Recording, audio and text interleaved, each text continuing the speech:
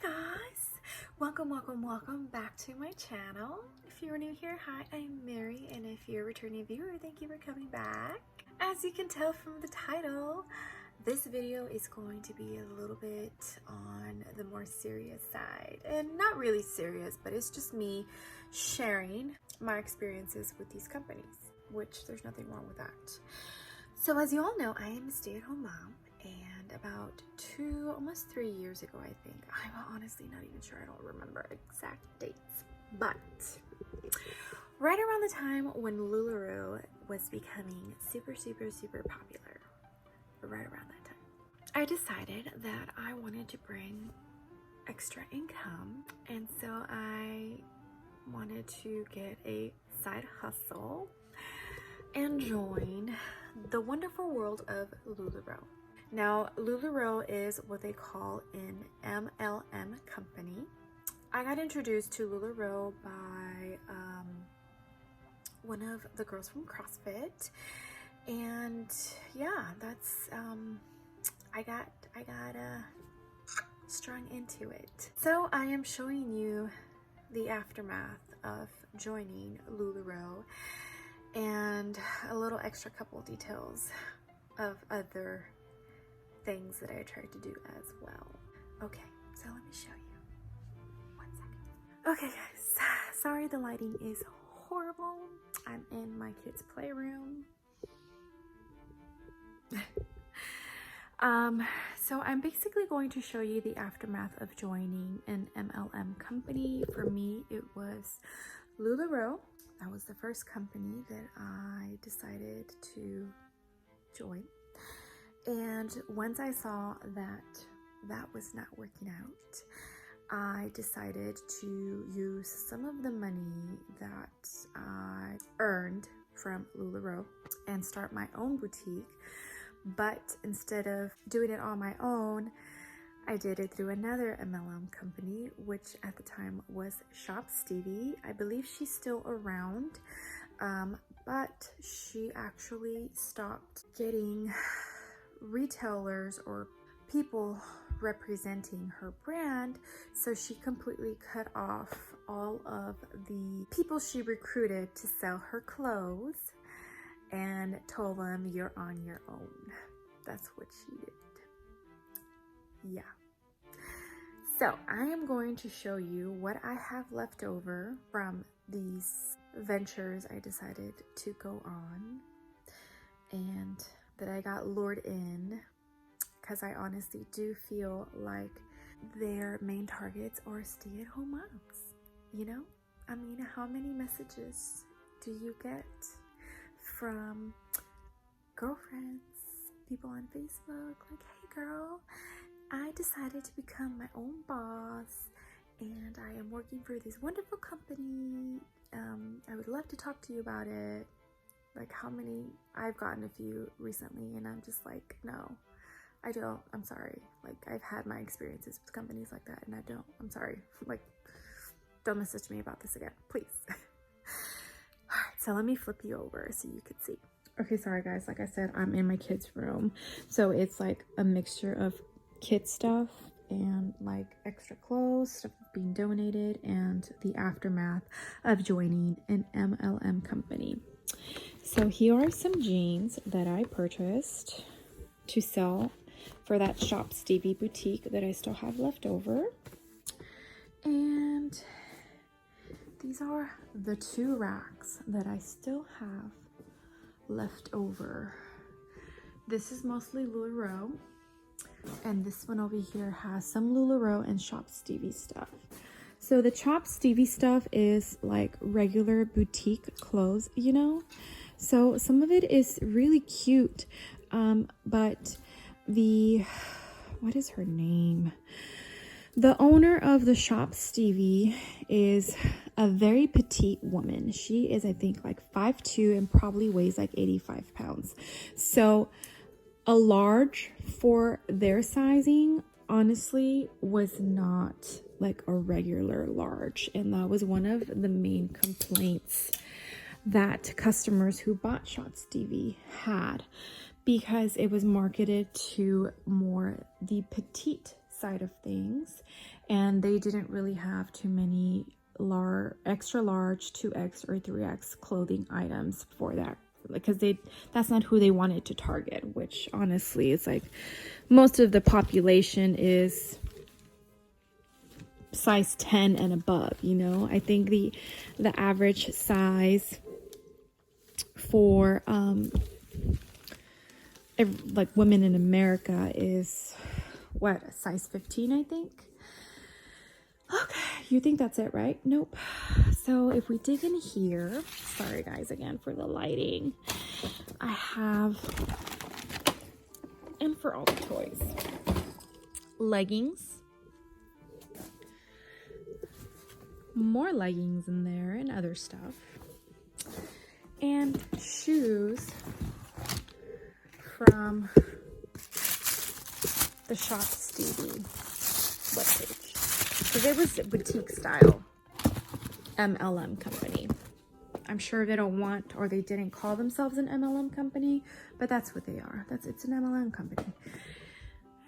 And like I said earlier, I cannot legally call them a pyramid scheme, because a pyramid scheme is usually something that there is no actual physical product. Here there is a product. Like, it almost reminds me of like Avon, you know, where they would give you like tons of product that you purchased yourself, and then it was your like job to sell that. Or is that how it worked? Or is it they give you the product and then they ask you for the money? I don't know, but I probably invested a total of $8,000 to join these MLM companies, and I am left over with all of this that I can't get rid of. I have tried selling it at discounted prices and nothing. So I'm like now stuck with all of this, and I gotta figure out what I'm going to do. I can't possibly donate it all. I mean, there is probably, Jesus, I don't know, like at least close to $4,000 worth of products in these two racks, or like in half of this room. And I cannot bear to donate it all. I can't. So like, I've been trying to hopefully sell some of it. And yeah, yeah. There it is, guys. One more time. There it is. The aftermath of joining an MLM company. Crazy, right? Okay, so now before we get into the seriousness of this conversation and video, I just want to do a disclaimer. I don't want anyone coming after me in the comments, because I am not saying that I hate these companies or that I hate anyone that is still participating in these companies and selling these products. I am just showing my aftermath of joining these companies. Okay. All right, LuLaRoe. So LuLaRoe has these packages, and you buy a certain amount of clothes. So like however many different styles, you know, the bigger the bundle, the more money you get back when you sell, because obviously you have more options. I bought the smallest package, which at the time was about $6,000, and that was just the clothes. I still had to buy those racks that I have there. I actually had 2 more racks that I did get rid of. I had to buy a mannequin to showcase and take pictures of my clothes. A lot of it was sold through Facebook. You made most of your money through pretty much Facebook and taking pictures of each product. Lives were definitely a source of income as well. So you would go live and you would showcase each piece, give it a number, and that's how you would sell. They would push you to also do pop-ups, which means you have to luggage all that inventory with you to these places that you are selling these items at. So it was a lot of work. So that meant you needed travel bags. The big IKEA bags. So there was a lot that went into investing into LuLaRoe. It wasn't just like you buy this package of clothes and oh, and you're good to go. You know, you had to make sure that you had good lighting, which is awesome because now I'm using this lighting for my YouTube channel.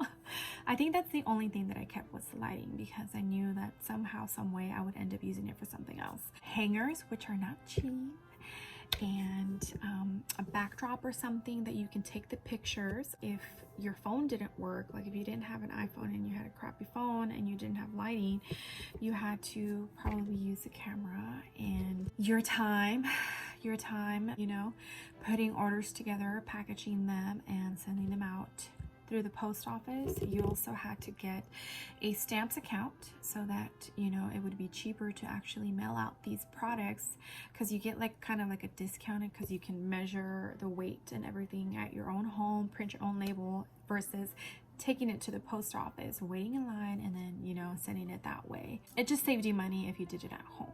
So there was all these things that factored in to joining LuLaRoe. It wasn't just you buy this package and you're good to go. No, like there was other stuff that you needed.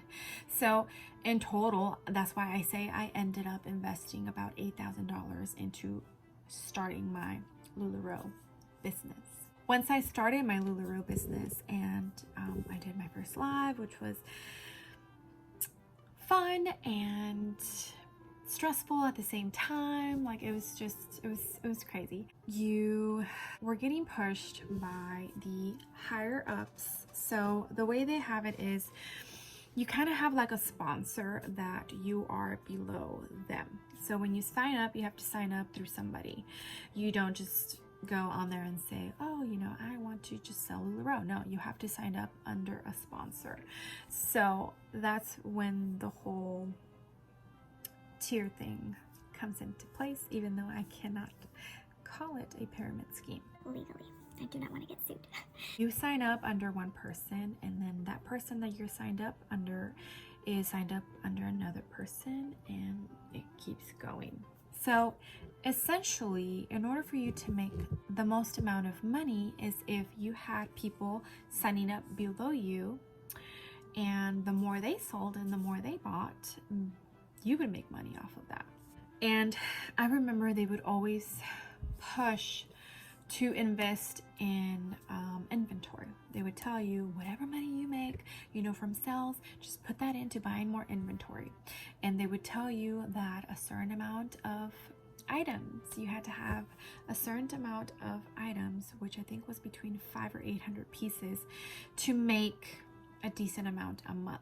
So when I first started, I was getting push to keep buying inventory so that I can get to that number, so that I can make sure that I would sell enough pieces in a month to make a, you know, a decent wage. But what that would mean is you would just keep getting inventory and inventory, and you were only selling maybe 30% of that inventory that you're purchasing. So you're left with 70% of inventory that's not being sold, and it's just sitting there. I mean, I can go into more details, but I'm not going to go into all of the details, because then this video would be 40 minutes long. So basically they would push that. It was just, I felt like they showed the like successful people and the people that, you know, get to work from home, and like they get to stay at home, and like they made it seem like it was this beautiful dream of working from home, and you know, everything's good. But they didn't advertise all of the work that goes into it, because you have to go live. After you go live, you have to, you know, process all of those orders. And once you process all of those orders have to go out. They have to be, you know, put into mailing packages, sent out. And you also have to take pictures of all of your new inventory. It was just, they painted a very pretty picture for you, but once you actually got into it and you realized how much work it actually is, that's when things would get tough. And instead of feeling like they were being 100% real with you about the struggles and everything, their main concern was you selling a certain amount of pieces a month and investing the money that you made from selling those certain pieces a month into buying more inventory. That to me seemed was the main goal for them. I finally said, you know what? I am done with this. I took some of the money that I had made because I was saving. Like, I would invest some money, but I was also saving some of the money that I did make so that I can maybe start my own business that was not LuLaRoe. So I found another MLM company, which was called Shop Stevie. And basically it was the same thing, but with Shop Stevie, you were actually able to pick the pieces that you were going to purchase. What they do is you basically gave, I think it was $1,500 to start. So $1,500, and you get a credit to your account, and you, as soon as they drop clothes or inventory, you can purchase to get this inventory and sell it through their website and everything. Like, it wasn't sold under you, it was sold under their website because you would send the invoice through their website. I think it was Shopify, and that's how it would go. So Shop Stevie, like I said, the owner of Shop Stevie was like a 5'2", 85-pound little mama. Don't get me wrong, the clothes is super cute. It is not actually the best quality. I felt like the quality for the price was not fair at all. Some of the pieces honestly felt like they were pretty expensive for the quality, and I only say that because I actually physically have some of the clothes. A lot of the issues that I was having was, you know, a lot of women out there, average size is 12 to 15, 16, and the large, which was the largest size that they carried, I think they had maybe 4 or 5 styles of extra large, 2X and 3X, and they were not the best. Like, the quality was horrible. It just, I was like, who is designing this clothes? Because no plus size woman can wear this comfortably. The sizing was horrible and the cuts were horrible. Like, whoever was designing it obviously was not plus size. Well, a lot of, you know, the market out there was not interested in Shop Stevie because of the sizing. You know, like a lot of women asking, oh, well, you know, is the large a true large or is it like medium? You know, it just, that also did not go as well, and they kept pushing for you to buy inventory, you know. Then the way they dropped the new clothes that they would like the new styles that they would release, it was horrible. It was basically like the conspiracy, like that, where like you tried to purchase these new styles that they were dropping and you would miss out because they'd be sold out within 2 minutes. If I had to go back, I would not have invested money in these companies, because now I have close to $5,000 just sitting in my living room. And I'm wondering how many more stay-at-home moms have this same situation. And it's heartbreaking. It really is heartbreaking, because you were told, I don't want to say lies, because there are people that were really successful in it, but even those people that were really successful in it and they got out, they still had a shit ton of inventory that they had to get rid of. And with LuLaRoe, it's hard, because with LuLaRoe, it was a surprise. You did not get to pick what patterns you got. They would send you just a random mystery box. Yeah, crazy. And you should probably go check out LuLaRoe, because the patterns are pretty crazy. I guess what I'm trying to say is, I felt like they were targeting stay-at-home moms, and I unfortunately fell for the trap. I'm hoping that this helps some stay-at-home moms and maybe steering them the other way. maybe think about it really, really, really hard before you actually do it. I just wish that they wouldn't paint it as rainbows and butterflies to get you to join, and then once you actually are in, you get to see the actual reality of it all. I'm not saying they're lying to you, I'm just saying they don't give you the full details of what goes on when you join this company. Yeah.